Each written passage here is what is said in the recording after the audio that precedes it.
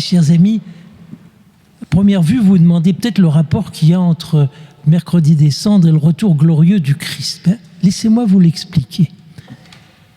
Parce que quand on parle du retour glorieux du Christ, on défend, nous l'avons entendu d'ailleurs très bien dit tout à l'heure, on défend une certaine idée de Dieu. C'est que Dieu ne permet pas la souffrance, que Dieu ne veut pas la souffrance, que Dieu ne nous avait pas créés pour cela. Et qu'un jour, il fera enfin ce qu'il voulait.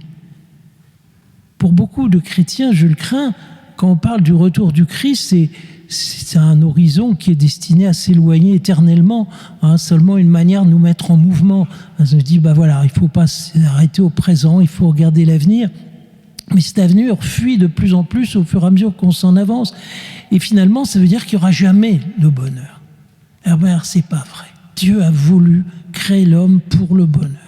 Il a voulu qu'il ne meure pas, que son corps, vous m'entendez, pas seulement son âme, mais son corps connaisse une durée inimaginable. Vous savez bien que vous me direz, c'est pas pensable, et puis si tous les hommes qui ont vécu sur la face de la Terre se trouvaient en même temps sur la planète, il n'y aurait plus la place de personne. Mais enfin, tout ça, c'est des réflexions stupides, parce que Dieu, qui a créé ce monde, et quand il le fera vraiment comme il veut, il lui donnera des dimensions qu'il est seul à connaître et que nous n'avons pas forcément moyen d'imaginer, mais dans lesquels il fera largement ce qu'il veut pour que l'homme soit vraiment ce qu'il voulait. Que son corps, son cœur, son imagination, son intelligence, sa capacité de relation avec ses semblables, que tout ça soit porté à une perfection inimaginable. Et c'est pas un rêve, c'est pas une idée. D'ailleurs, j'aimerais dire, s'il n'y avait pas ça, je demande pourquoi on serait croyant.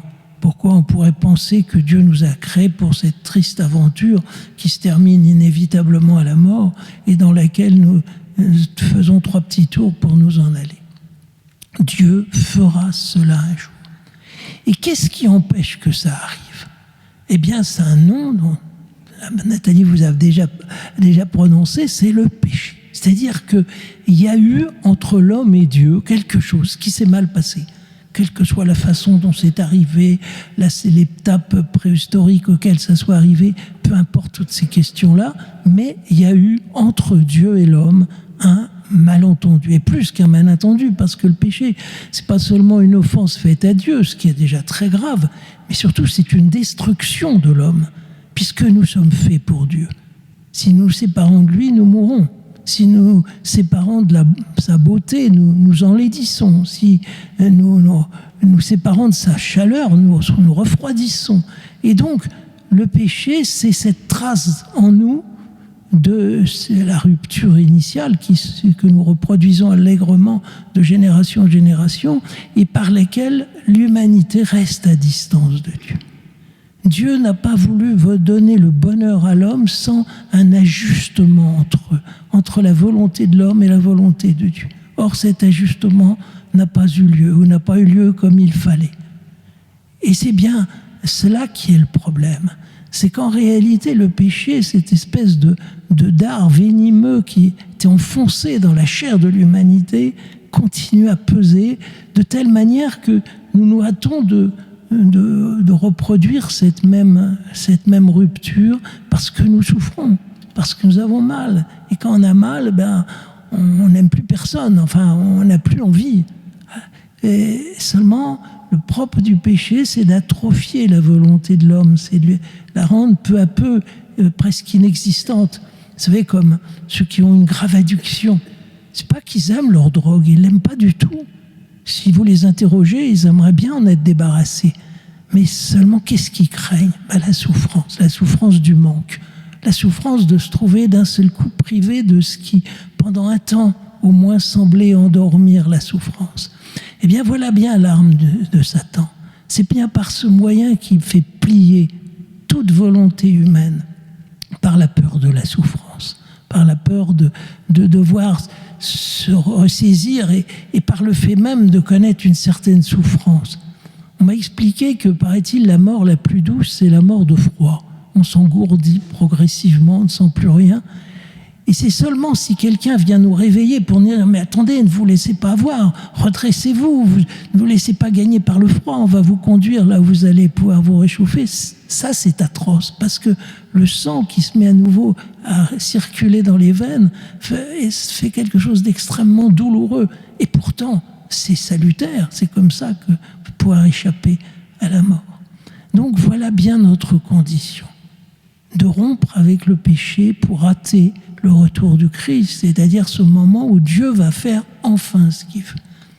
Et donc notre carême, c'est très précisément ça, ce temps privilégié dans lequel nous prenons davantage conscience de nos addictions, quelle qu'en soit la forme, et que nous acceptons de bouger, de nous priver, même si cela doit entraîner une petite souffrance qu'il ne faut pas d'ailleurs bien exagérer, parce que la plupart du temps, quand on l'éprouve, on voit que ce n'est pas si terrible que ça. Je me souviens que quand je suis parti pour la première fois en Terre Sainte, on m'a annoncé qu'à Jérusalem, on allait jeûner le jour où on fêtait la passion du Christ.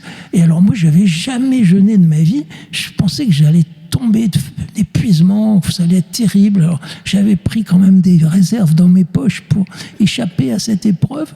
Puis j'ai trouvé qu'après tout, ça ne m'a pas tué. Enfin, et ceux qui ont jeûné aujourd'hui ne sont pas au bord du manque grave.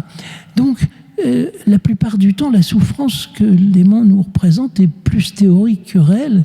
Elle tient plus à l'imagination qu'à la réalité. Eh bien voilà. Notre carême, ça va être ça. Ça va être de nous battre pas à pas, pied à pied, d'accepter la privation quand c'est possible.